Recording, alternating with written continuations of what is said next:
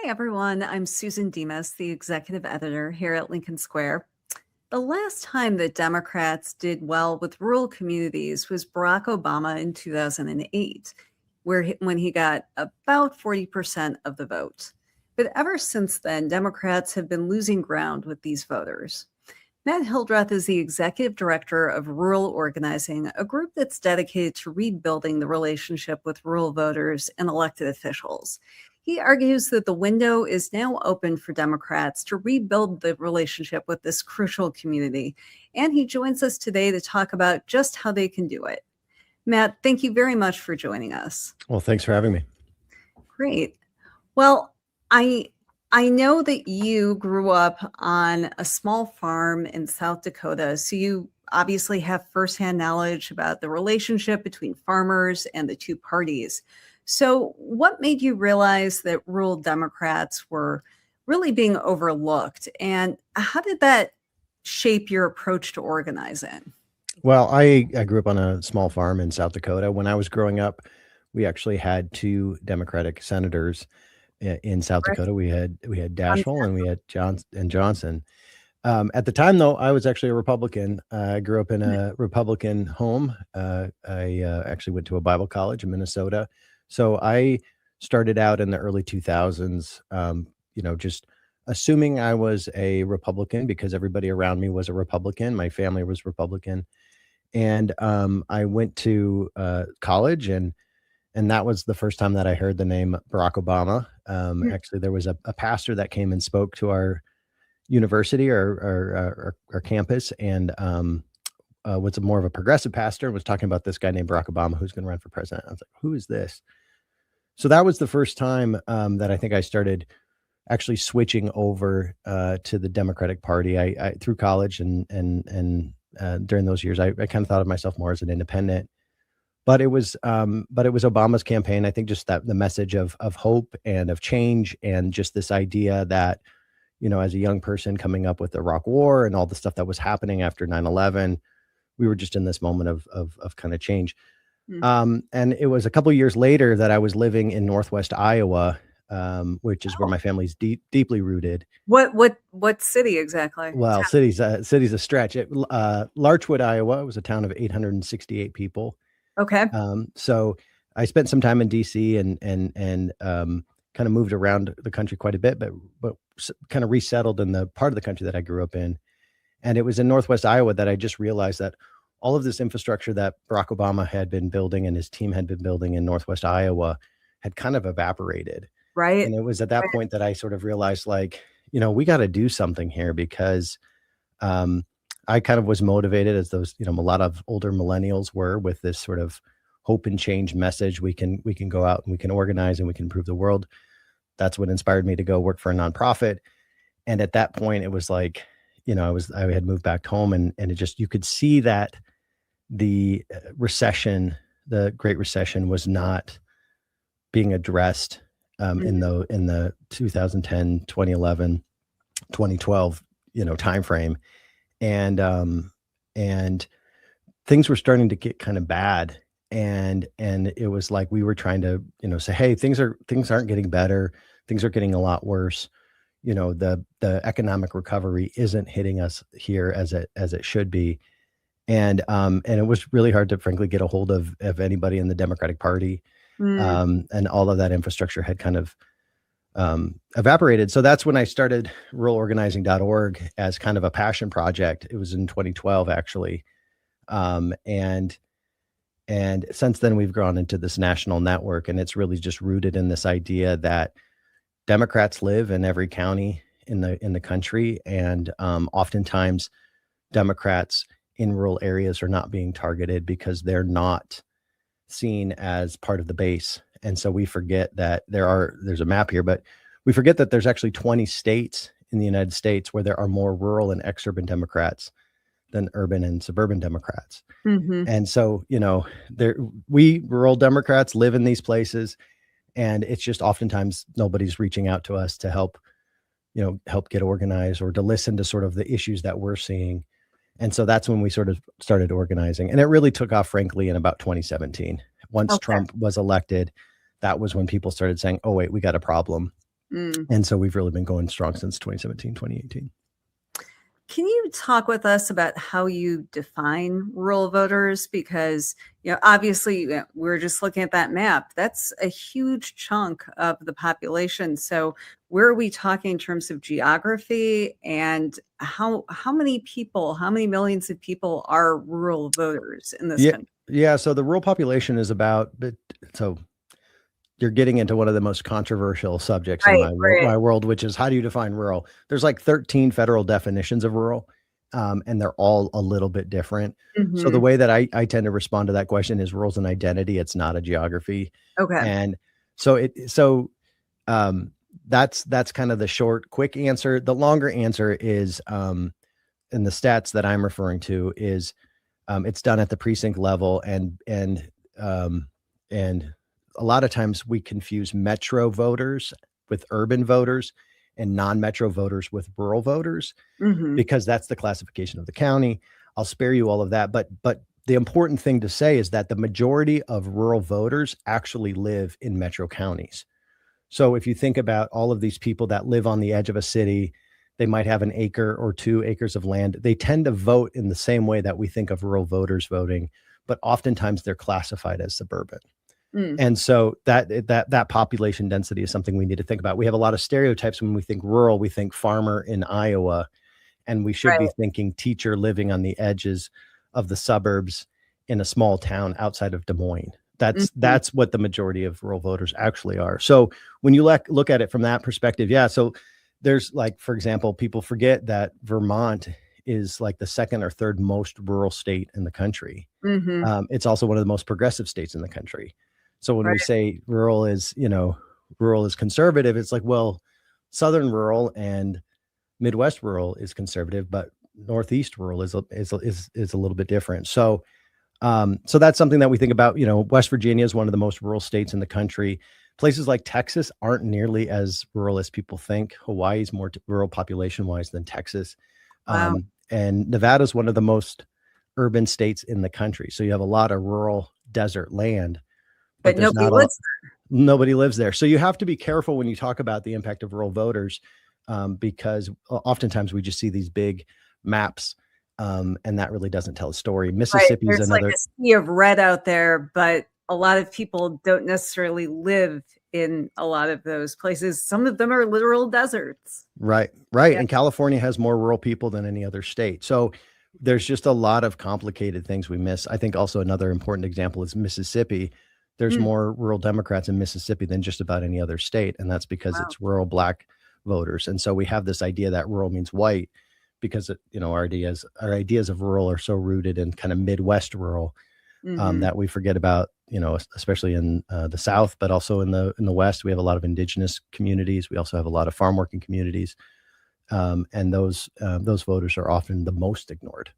Yeah. Um, Well, I appreciate you going through some of the definitions. One of the first big newspaper projects that I worked on when I worked for the Cedar Rapids Gazette in Iowa, so I lived there for 10 years, was Iowa. Is it more urban than rural now? And that was very controversial because there are different definitions. And obviously, when you think of rural communities, I think Iowa is one of the states that immediately comes to mind. And it was really fascinating talking with both experts and people who are living in these areas about their perceptions and their needs, and did it really matter at the end of the day, which is interesting. And I moved away from Iowa in 2004 to Michigan, which has its fair share of rural areas. I happen to live in a college community near the capital, but I've watched how Iowa in particular has changed quite a bit. And I feel like it's one of those states that has changed particularly dramatically, from the Obama years to Trump. And certainly we've seen this pattern in other areas too. But because farming is so important, it's like in the DNA of the state of Iowa. And farmers, of course, have gone through a lot of struggles during both of Donald Trump's presidencies. They've also been a huge block of support for him. Can you talk a little bit about what the dynamics are specifically with farmers? What they may not feel that they've gotten out of the Democratic Party, but how they are faring under Trump? Yeah, that's a really complicated question. Also, because the definition of what is a farmer is is also fascinating. Hmm. You have members of the administration that are like billionaires of the Trump administration that claim to be soybean farmers. Well, that's because they own a bunch of land. Mm, And oftentimes, from a policy perspective, we do not distinguish between agriculture investors, people who are buying up farmland because it's a good investment, versus the people that are actually farming the land. When you look at the agriculture workforce, for example, it's more Latino than it is white. We have more people in the ag workforce that are, working in meat packing or working out in the fields than than are, farming the land. And there's only about 2 million small family farms left. right. And so the with automation and everything that's been happening in agriculture over the last 5 or 6 decades, there's fewer and fewer people doing more and more work. And I think that one of the challenges that we've seen is there's just not a lot of visibility from the Democratic Party in rural places. And Mm, the number one thing that we've seen in polling is when good things happen in rural America, voters assume it's Republicans. And okay. when bad things happen in rural America, they assume it's Democrats. And there's nobody there to correct the record. So if you have experience in Iowa in local journalism, we saw this during the Biden years where there would be all of these programs coming in that would benefit farmers. And nobody would say, by the way, this is a program that came in on a bill that Hmm. every Republican voted against, Hmm. and every Democrat voted for. They would just say, hey, there's a new program available.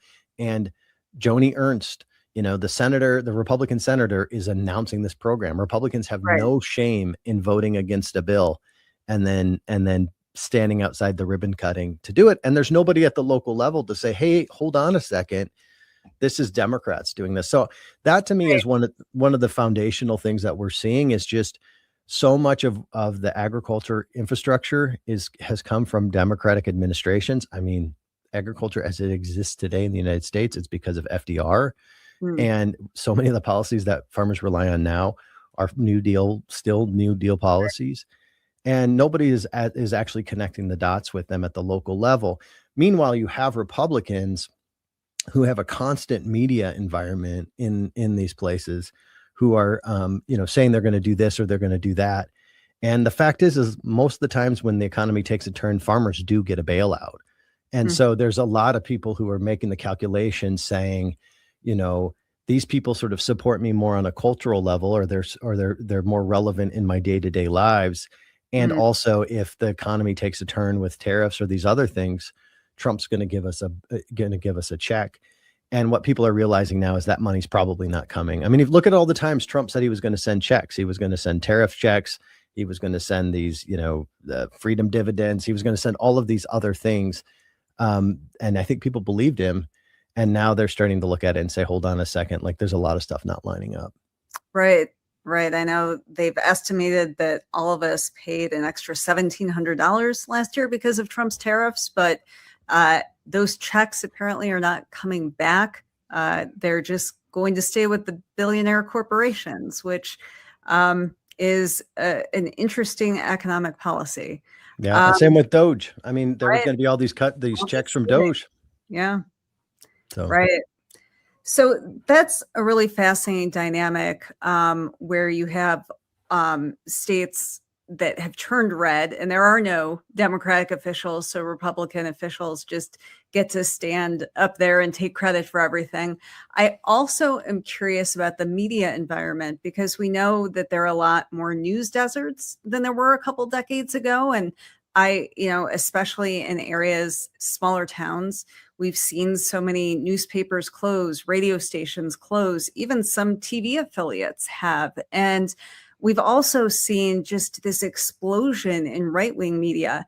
I always go back to this story that Barack Obama told because, he has experience campaigning in rural areas. Before he um, made it to the White House. He was a U.S. Senator. And even though Chicago is the power base, Illinois is a huge state with an enormous amount of rural voters that you certainly have to try and appeal to in a crowded Democratic primary like he was facing during his first run for Senate. And he said, I used to be able to go into these small towns and I could talk with, conservatives, and they would listen to me because I was showing up, and they would be like, hey, I may not agree with you. I may not vote Democrat, but you showed up here and like, I get it. You're somebody that I can deal with. You're willing to put in the work.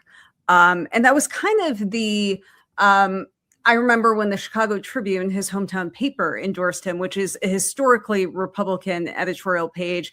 This was like the first Democrat they'd maybe ever endorsed, or going back like over 100 years. And that was kind of what they said, like, we really don't like Democrats, but we know Barack Obama and we can trust him. And now, any small, tavern you go into or business, they're running Fox News, and like, you can't even get FaceTime with them because they're just like, you don't stand for my values. I don't even want to have this conversation. And so how much of that is shaping this disconnect with rural America and the Democratic Party? So I maybe have a little bit of a different take on this, because the media environment is getting worse, but Democratic numbers in rural America are getting better. and that to me is a really interesting thing for us to try and process through.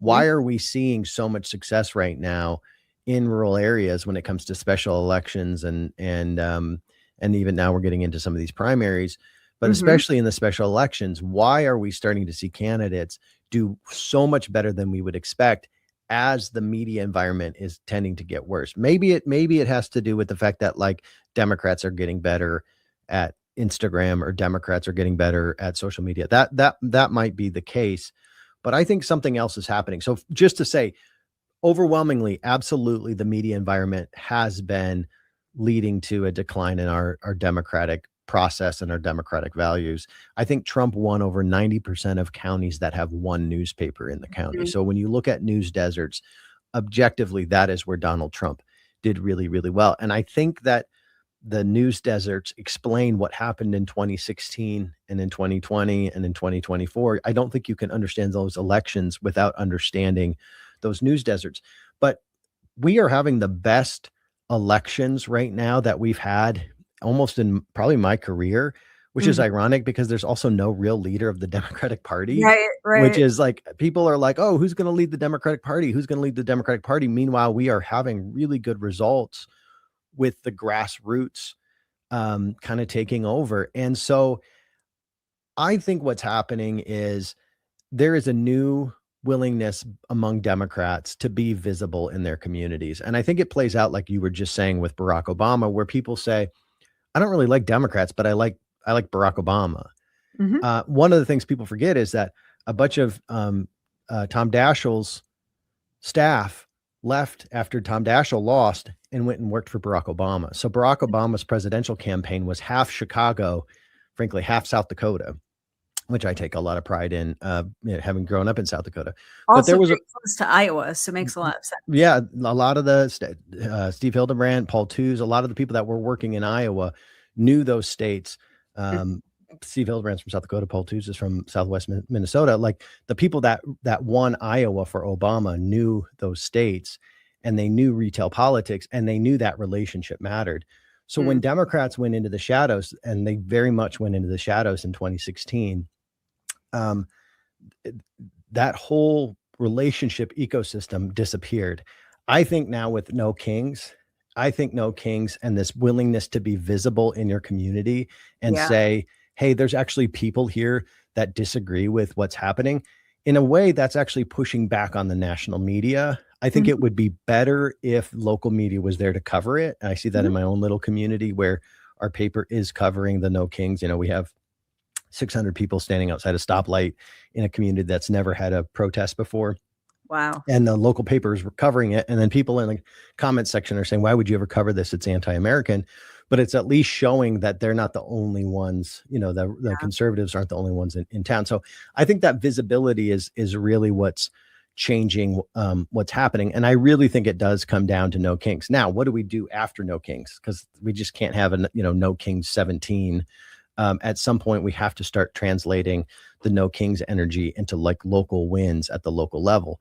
But we have a grassroots advocacy ecosystem right now that has 10 years of experience pushing back against the Trump administration, and the sophistication that is happening. Like I remember back in 2016 when we're working with indivisible groups or county chairs that are wanting to do something because Trump got elected. It was like, okay, well, this is Zoom. Here's how you log into Zoom. Like, here's how you, like, it was, people were starting from scratch. And now you have local indivisible groups or local counties that are running sophisticated data-driven campaigns. I was just at a rural summit in Washington State, and you have county chairs. These are people that have been retired for the last 15 years talking about these data-informed campaigns that they're running for a school board race. And I think that that's something that's been missed, is that the sophistication that's happening in the grassroots is beyond, I think, what people actually realize. And I think that's where we're seeing a huge impact where, there's no leadership at the state, at the national level right now, but that leadership is coming at the local level. And I think that's why things are changing faster than I expected. That's really fascinating. And, we've seen that the No Kings protests have been really led by people. I'm seeing more and more elected officials and candidates showing up. But certainly with the first one, it was just a bunch of people that wanted something better, and they showed up. And I think they really surprised a lot of people. I think it caught the Trump administration off guard, some of the media as well. And we've talked a lot about it because we're so fortunate here, as an independent media outlet. We have readers from all across the country, and we're seeing people in these small towns in rural Oklahoma and, rural New Hampshire, and they're sending in their protests, and they're like, literally, this is the first protest we've ever had.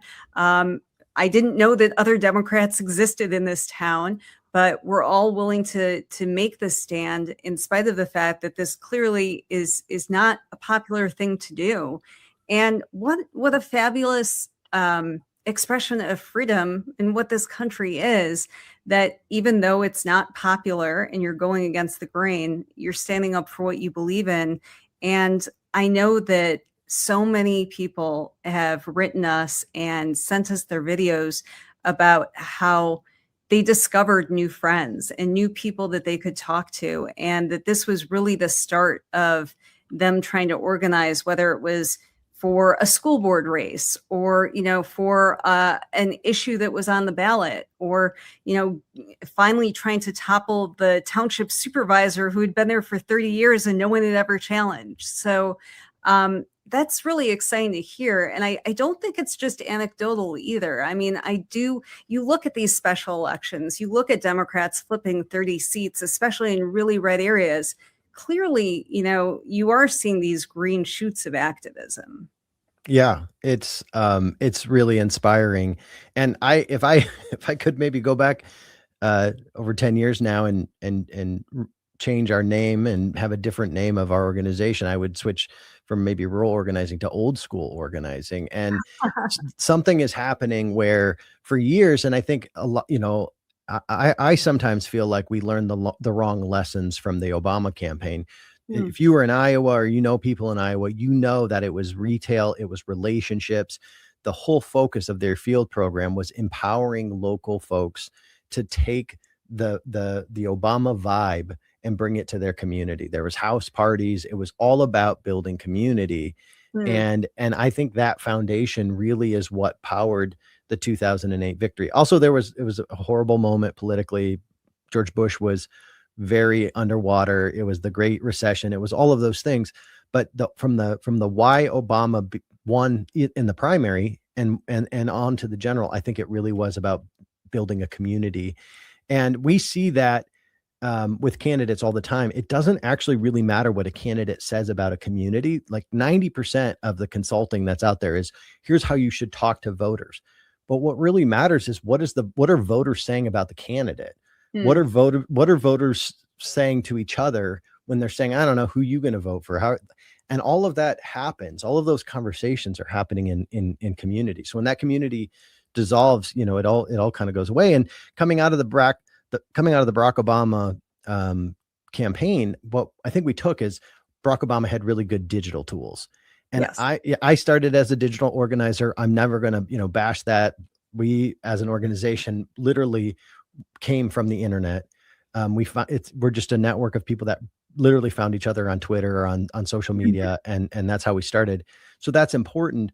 But I think we lost the community piece of this. And I think maybe coming out of COVID, where people just are now so desperate for rebuilding the community they lost during COVID, they're rediscovering, oh yeah, this is how people organized, like back to women's suffrage or through civil rights or all of these other things. It really came down to you had to build a community first.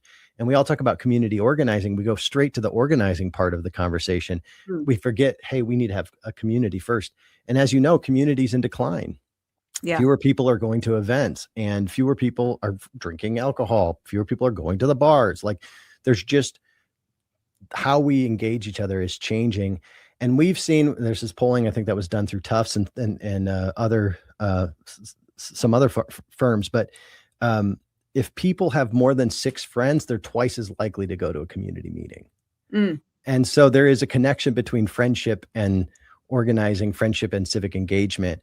And I think what's happening is because people are trying to rebuild post-COVID, they're building these communities and it's coming out in other ways. And I think that's why the No Kings are so successful. I think that's why I was just talking to a county chair in Walla Walla, Washington. They have a whole county office for their local party that's just a hangout space.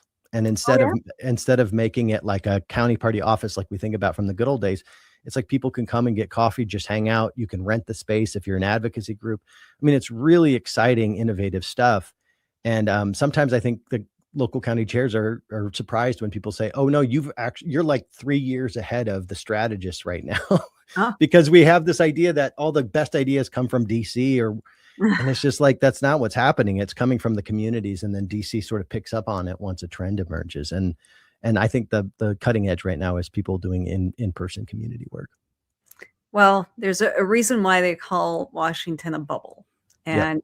And there's a reason to get outside that bubble because we have a really big country. Now, when it comes to reaching rural voters, I think the people automatically assume that it should be an economic message. And certainly there are a lot of rural communities that are hurting with housing prices, after the pandemic.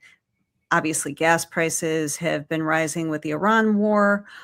Tariffs have hit families hard. But there are a lot of issues that people vote on. And so what are you seeing are issues that seem to be winning ones for Democrats in rural America? We focus on understanding which messages are popular and which messages are persuasive. And I think sometimes there's an assumption that a popular message is the most persuasive message. Oftentimes that's not the case. And what I mean by that is you can go and knock on a voter's door that's a Republican, voted 3 times for Donald Trump and say, hey, the economy is really, really bad. We're working to improve the economy because we think the economy should work for everybody. Okay, everybody at the door is going to agree with that. But then they're going to say, yeah, I agree with that. That's why I'm voting for Donald Trump. Or at least that's what would happen in the past, as they would say, yeah, your message is a good message. I just think Republicans are going to be the ones that can accomplish the goal that you just stated. You think Democrats are the best ones to accomplish that goal. That's why we disagree. That's what the dynamic was before on economic messages, where we would go in and sort of, and we've been saying this since the beginning, our 3 focus, and this is still true today, is increasing wages, decreasing daily expenses, and improving the local quality of life. And it really just boils down to most people, but especially rural voters, are looking for the highest quality of life with the lowest cost of living. So when you talk to a rural person, you say, why would you prefer to live in a small town rather than a bigger city? They're like, well, I can have a bigger house in a small town. I can have a bigger yard in a small town. My dollar goes further. So you have to talk to voters about that total equation. And that's why sometimes when we just focus on their costs, but we don't focus on their wages. Or sometimes we're like, we're going to increase your wages, but we don't talk about reducing your costs. They're like, well, you're going to increase my wages, and you're going to start pricing, you're going to start pricing people out of our neighborhood, and so that's how we come at economic issues. And I think it still very much matters. But right now in this moment, especially with what we're seeing with Trump, we really focus on three things. It's costs, but it's chaos, and it's also corruption. And the chaos and the corruption, I think, are some of the more persuasive messages when you actually dig into what people are saying. So they will agree with you on the economy, but when you start saying, why would you switch your vote from voting for a Republican to a Democrat or to an independent or to somebody else, it comes down to really they just are tired of what's happening, and like they realize that it's all lies. And in the past, especially when I was the rural outreach director for the Harris Walz campaign, so I knocked on a lot of doors, and I would talk to Republicans, and I would say, "Who you voting for?" And they never wanted to tell me. I said, "Oh, so you're going to vote for Kamala?" Because I knew if I said that, they would have a strong response, and then we could have a conversation. And they said, "No, I'm," and they would say, "Unfortunately, I'm voting for Donald Trump." I heard that on almost every door in rural Pennsylvania, where Wow. they didn't actually want to vote for Trump, but they were going to vote for Trump. Now, in the polling, that's going to come out as, okay, this is a Trump voter, blah, blah, blah, blah, blah. But it was a lot of weak support. And so I What think that, what was the hesitancy? What was the unfortunately about?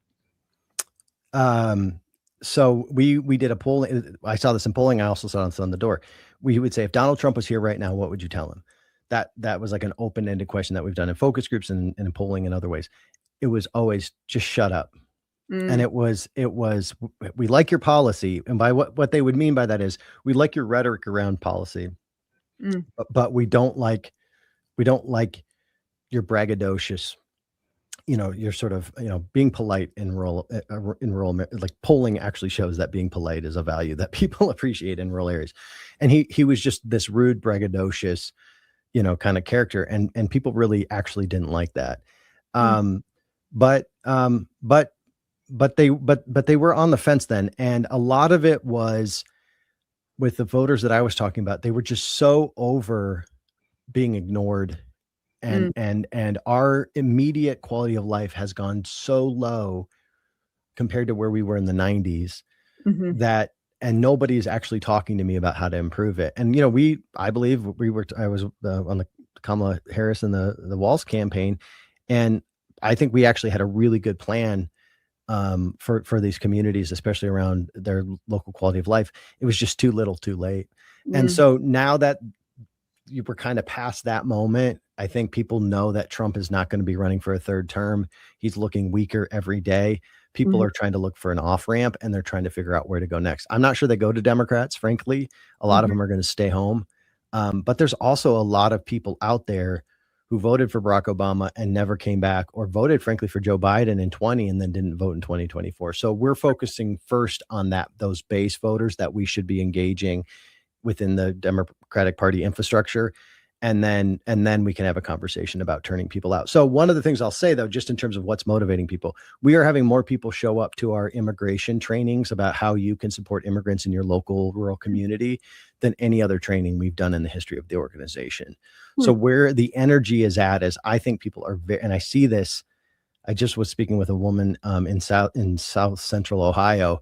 She was at a No Kings rally, and all the organizers were nervous because the guy showed up in tactical gear, and he was like a libertarian, member of a libertarian organization in support of No Kings. And okay. so like people are showing up, and I think they're really responding to masked agents, the takeover of the cities, and just this authoritarian threat. I think people are feeling in their day-to-day lives than a lot of folks recognize. And so that's why we talk about the chaos and the corruption in addition to the cost, because those, I think, are very persuasive, especially for people who knows where they end up in the next couple of years in terms of who they vote for. But in terms of stopping this administration right now, I think are kind of key members of that coalition. Are there any Democrats right now that really stand out to you that are doing a good job of reaching out to rural America, and especially to voters that have been really disenchanted with the Democratic Party for years? So there's some that don't get any credit. I think Senator Welch in Vermont, nobody talks about him, but he shows up to the meetings. Vermont's one of the most rural states in the country. I think he's working on some really interesting things and different pieces of legislation. My member of Congress, Emily Randall, who's in the House, she represents the Olympic Peninsula in Washington, which is very, very rural. But she's always kind of been a fighter for working class communities. She's kind of a bold progressive, but also like she comes from these places and she knows how to fight for them. Nikki Baczynski in Illinois, I think, is doing some really, really great work in the House Ag Committee and does a lot of really great work reaching out to rural voters. So Tina Smith, Senator Smith in Minnesota, has some really strong housing policies. The funny thing about it, though, is like they don't get the credit they deserve because oftentimes when they're having the most connected conversations in rural America, it's so far out of view from the national media. So, if a leader of the Democratic Party puts on a Carhartt jacket and goes and stands next to a hay bale, maybe you get some press to that event. But if a senator is showing up consistently, having conversations in rural places outside of the view of the national media, they don't get a lot of attention. So, so those are the members that I've been really inspired by. There's a bunch of others I'm sure I'm forgetting, but I will also say that something that's interesting is more and more we are losing a foothold in the ag committees.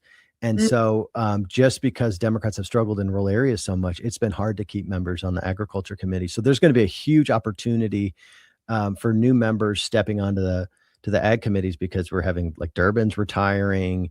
Klobuchar is retiring from the Senate. There's just a whole host of people that have been in these spaces for years and years and years. And Sherrod Brown, hopefully we get back. Sherrod Brown, I should have said top of the list for me has always been Sherrod Brown, but hopefully we get Sherrod Brown back because we need to have more of that representation on the agriculture committee because that's where you really have an opportunity. The name's Ag Committee, but their jurisdiction is across so many different rural issues.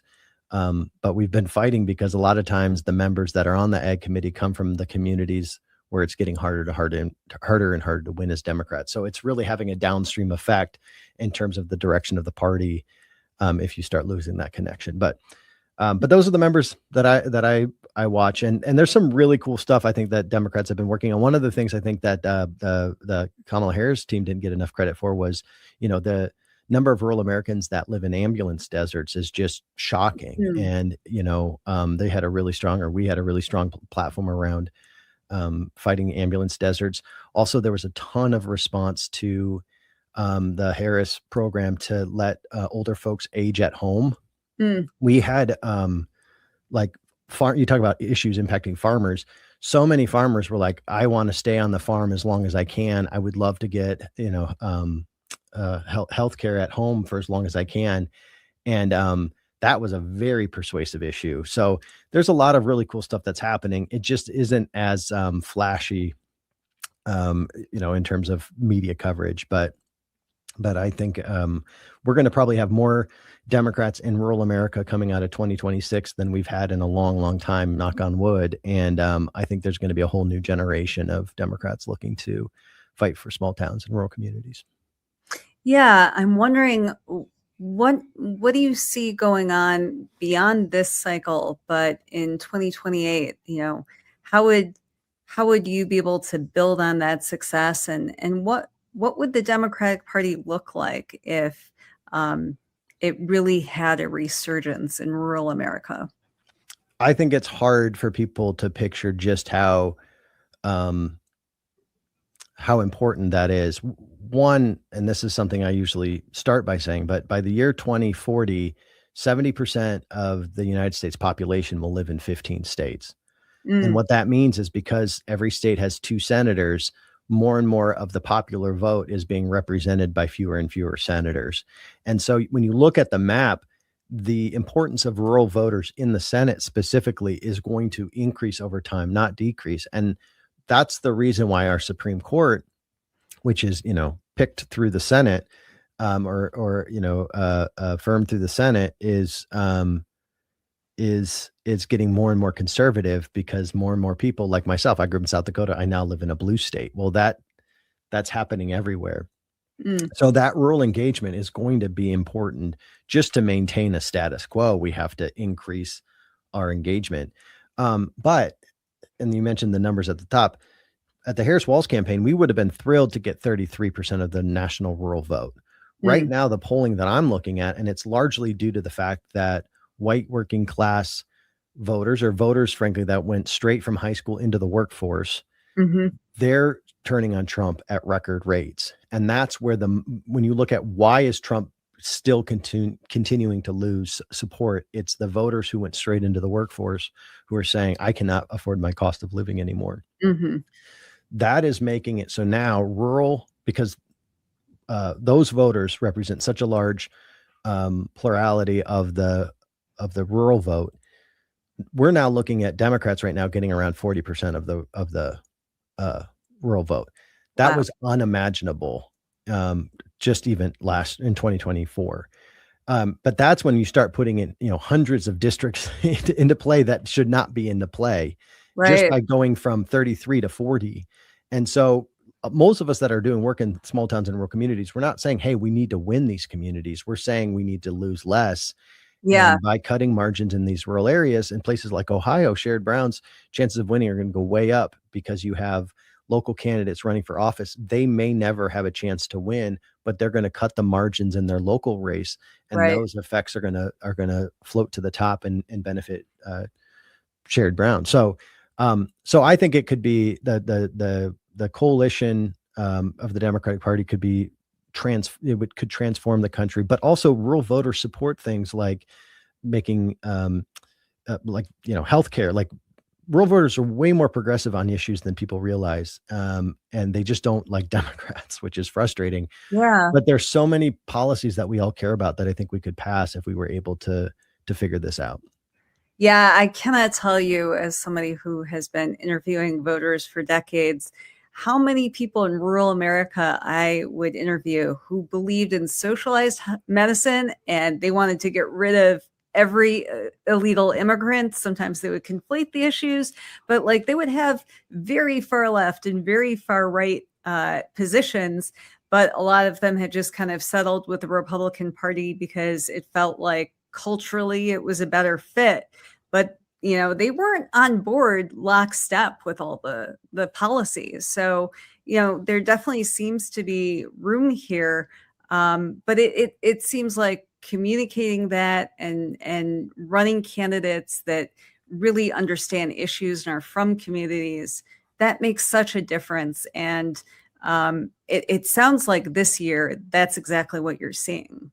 Yep, absolutely. What we say, we have a lot of we're rural, so we have a lot of gardeners in our ecosystem, but we say you got to plant perennials. We need to be Mm, focusing on investing in efforts that come back year after year with or without us.